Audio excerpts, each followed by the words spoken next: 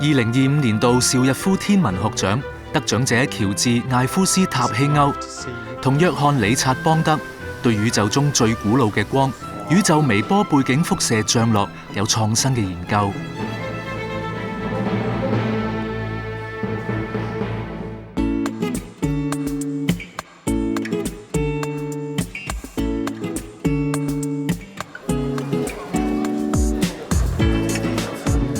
呢度係英國劍橋，天文學家喬治艾夫斯塔希歐好享受開住呢部1970年代嘅古董車兜風。呢一架係一架細細嘅跑車，係經典嘅英國跑車，好好玩。呢一個係我嘅嗜好之一。喬治自細就對天文學感興趣，希望探究宇宙係點樣形成。細個嗰陣，我同好多小朋友一樣，經常都會問：我哋係咩呢？我哋點解喺度呢？當我望向夜空，就會問有關宇宙嘅問題，例如宇宙嘅盡頭喺邊度呢？喬治10歲嘅時候，第一次喺兒童百科全書睇到當時最大嘅望遠鏡——海爾望遠鏡嘅相，令佢印象深刻。我好驚嘆人類竟然製造出咁巨型嘅望遠鏡去研究宇宙，鏡片直徑有5米，對於小朋友嚟講好有啟發性。我喺辦公室有一幅波特繪畫嘅插圖複製品，喺屋企嘅書房亦都有一幅類似嘅，咁一直提醒我點解會研究天文學同宇宙學。喬治係希臘裔塞浦路斯移民嘅後代，佢喺牛津大學獲得物理學學士學位，再喺英國嘅杜倫大學考取天文學博士。1979年，佢喺美國加州大學柏克萊分校進行博士後研究，認識咗邵逸夫天文學獎另一位得獎人約翰理察邦德，並開始着手揭開宇宙最古老嘅光——宇宙微波背景輻射嘅奧秘。我將約翰當作係兄弟多過科學家同行，因為我哋關係十分親密。呢個係阿洛彭西斯同埋羅拔威爾遜喺佢哋嘅接收器前面合照。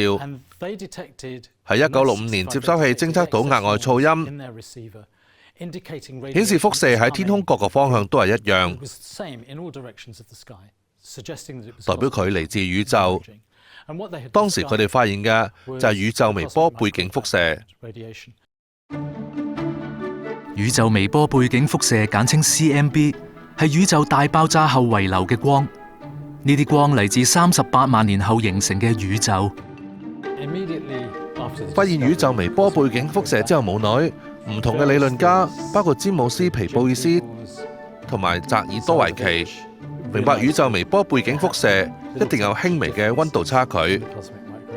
當你觀察依家嘅宇宙，你會睇到星系，會睇到星系群等等。宇宙微波背景輻射嘅漲落演變成星系、行星同埋行星。好多天文學家嘗試解決呢啲關於宇宙微波背景輻射演變嘅物理方程式。我哋係最早解開呢啲方程式嘅人。喺宇宙暴漲嘅初始條件之下，利用廣義相對論計算重力點樣影響光子。令人驚訝嘅係，具有暴漲初始條件、冷暗物質同暗能量嘅宇宙，竟然能夠非常準確咁描述我哋嘅宇宙。咁唔單止係溫度，喺偏振方面亦都係。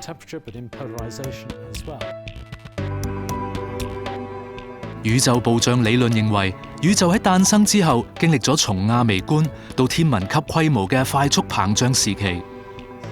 但係其他天文學家對喬治同埋約翰嘅宇宙微波背景輻射計算仍然心存懷疑。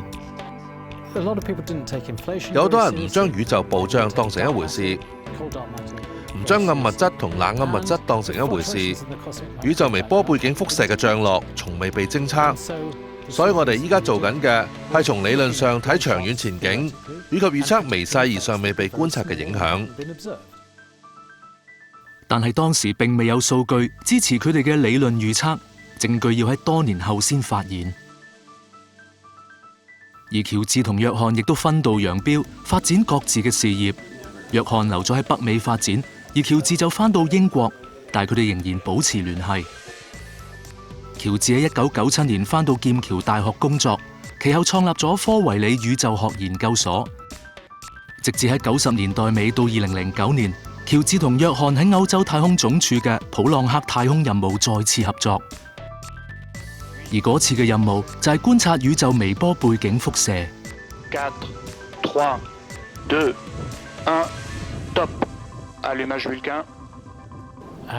當時嘅景象真係壯觀。當火神發動機發射，你體內都會感受到嗰股震動。呢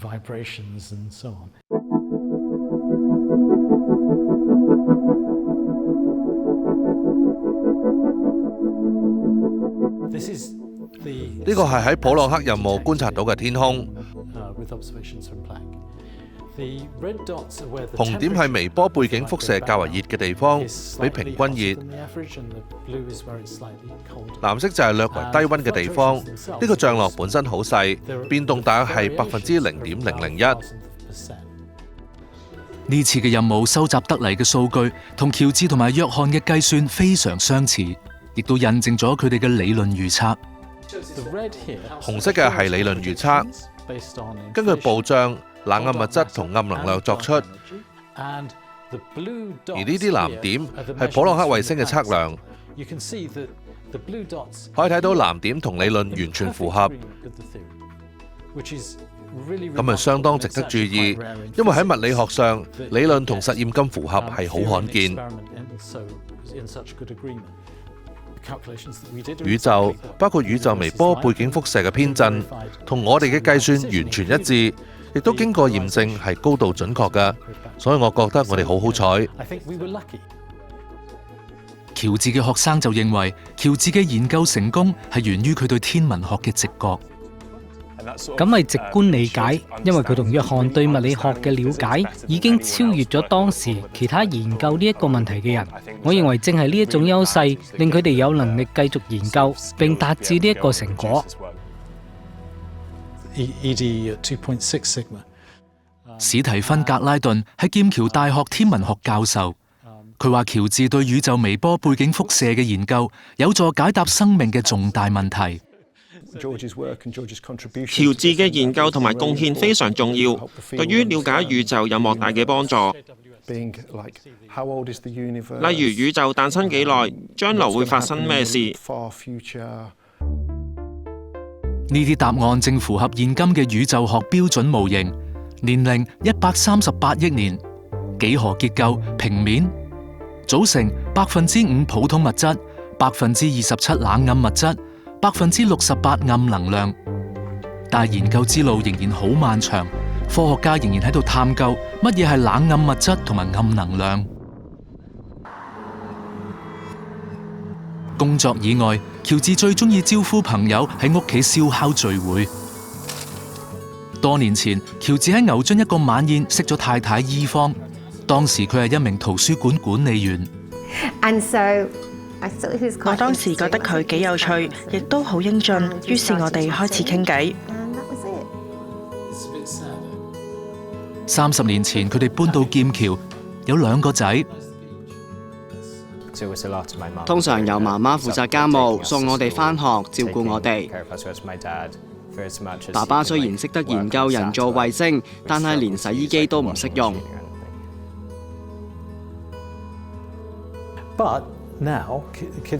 但係而家小朋友大咗啦，我主要負責照顧狗仔，真係世事常變。喬治依家已經退咗休，對於展開人生新一頁，佢非常興奮。我可以自由自在，隨心所欲。我中意解決問題，呢一點係唔會改變㗎，所以我會一直解決問題，直至終老。今屆邵逸夫天文學獎另一位得獎人約翰李察邦德對宇宙微波背景輻射降落嘅研究，亦都有重大貢獻。下一節再睇。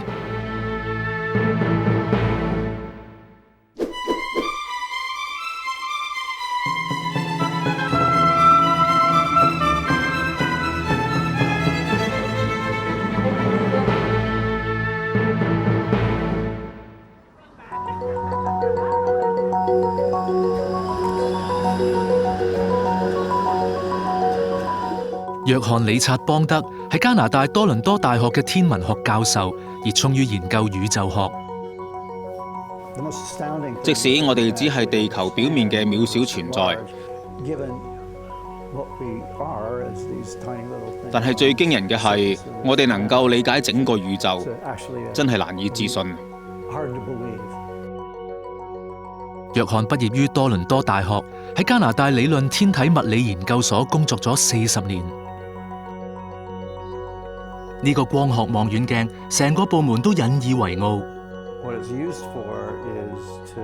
佢嘅作用係幫本科生了解天文學唔止喺課室入面，仲有我哋喺天上面睇到嘅嘢。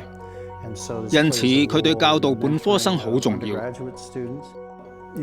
可以睇到行星，亦都可以睇到一段距離外嘅行星。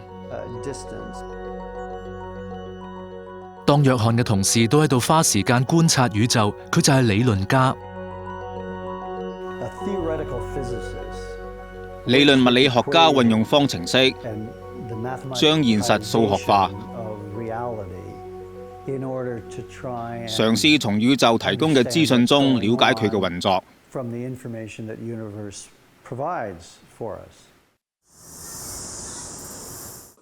朋友嘅支持對約翰嘅工作好重要，而邵逸夫獎另一位得主喬治艾夫斯塔希歐就係佢最親密嘅合作夥伴。我認為從科學嘅角度，友誼係最重要嘅。當約翰同埋喬治喺加州大學柏克萊分校一齊進行博士後研究嘅時候，佢哋開始研究當時一個重大奧秘——宇宙微波背景輻射。宇宙微波背景輻射係創世大爆炸殘留嘅光，呢啲光喺宇宙誕生38萬年後釋放。如今宇宙誕生咗大約138億年，所以嗰啲光從早期傳送到現在，代表佢承載住宇宙誕生之後38萬年嗰時嘅資訊。用望遠鏡往外邊睇嗰陣時，你就可以睇到從各個方向都可以見得到呢個微波背景輻射，係比較大尺度嘅宇宙結構，同埋比較早期嘅宇宙結構。所以從地球上嚟睇呢，佢哋先係可以係各個方面都係差唔多嘅。每次舊電視轉台嘅時候都有靜電，當中有啲就係嚟自宇宙微波背景輻射。約翰同埋喬治探究星系、行星同埋行星等結構，點樣喺宇宙中形成，方法就係拆解宇宙微波背景輻射嘅信息。佢哋都被暗物質深深吸引。呢個正正係暗物質支撐咗整個星系。呢個係我哋嘅星系銀河系。銀河系周圍有一大圈暗物質環，基本上靠引力將成個結構支撐起嚟。皮布爾斯喺呢一方面都有貢獻，咁樣顯示咗，如果冇咗呢樣嘢，就唔會有穩定嘅螺旋臂。約翰同喬治對暗物質同埋宇宙微波背景輻射嘅關係深感興趣。問題係暗物質嘅性質係乜嘢？佢對宇宙結構嘅形成有咩影響？以及佢對微波背景輻射有啲咩影響？佢哋開發嘅電腦程式碼包含從宇宙誕生後38萬年直到依家，早期宇宙嘅唔同元素當中包括有暗物質。我哋嘅計算涵蓋好耐以前，直到而家。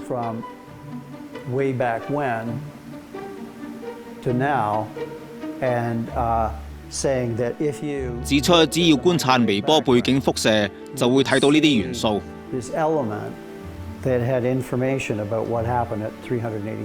包含咗宇宙誕生之後38萬年時嘅資訊。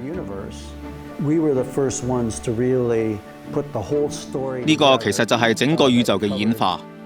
我哋係最早整合宇宙中各大小規模元素嘅人。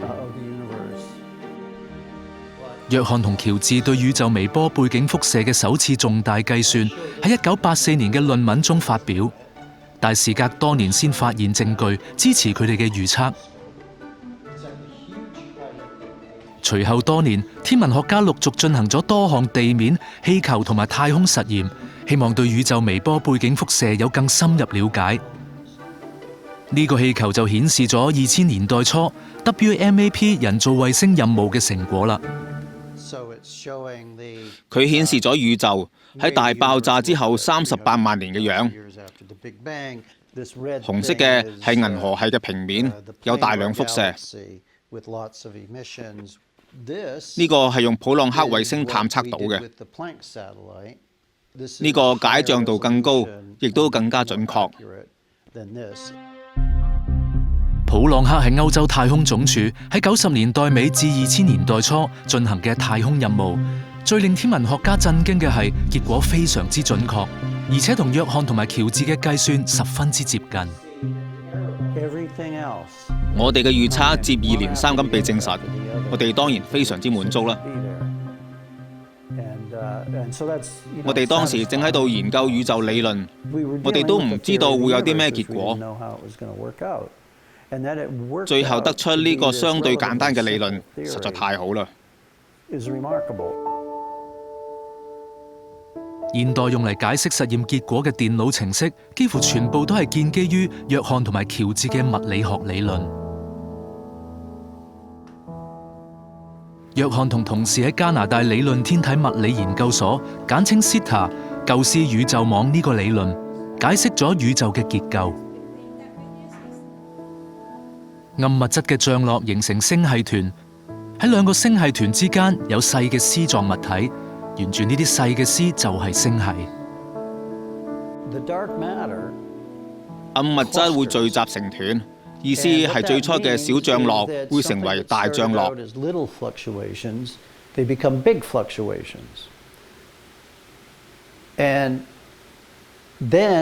之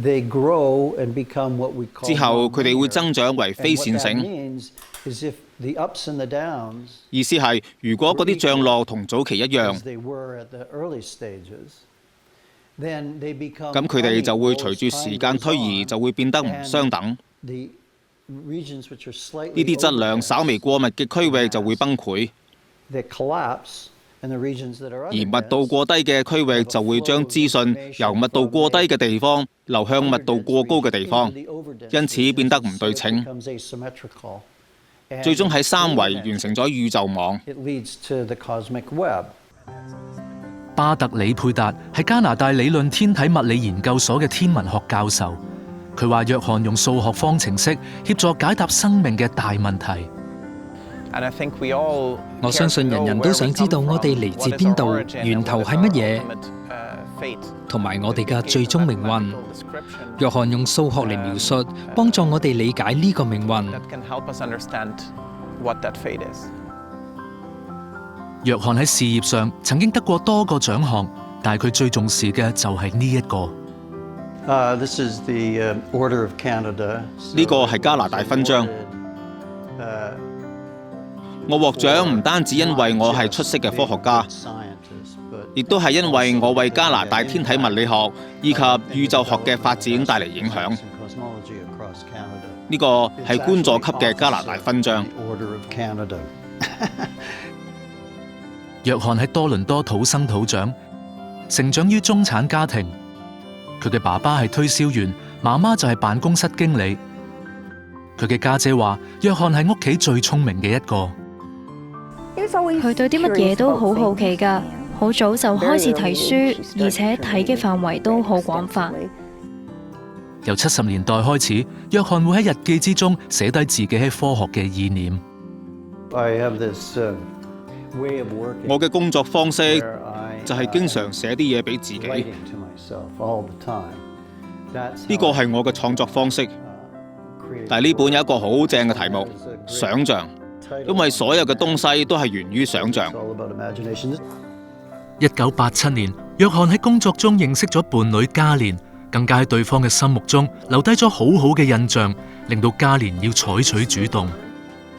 6個月之後，我打電話俾佢，想問下你嗰時記唔記得我係邊個啊？記得，係啊，你嘅頭髮令人一見難忘。佢邀請我去食晚飯，我哋就喺愚人節嘅嗰一日食咗第一餐嘅晚飯。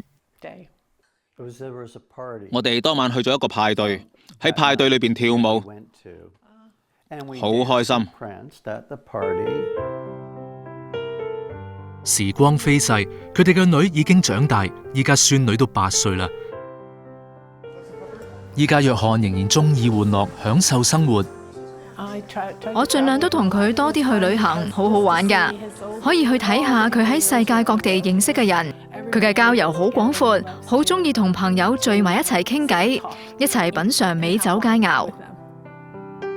約翰從事宇宙研究多年，對下一代科學家又有咩忠告呢？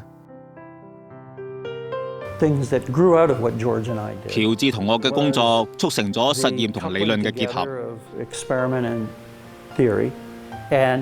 我哋最初由小團隊開始，逐漸發展成為更大嘅團隊。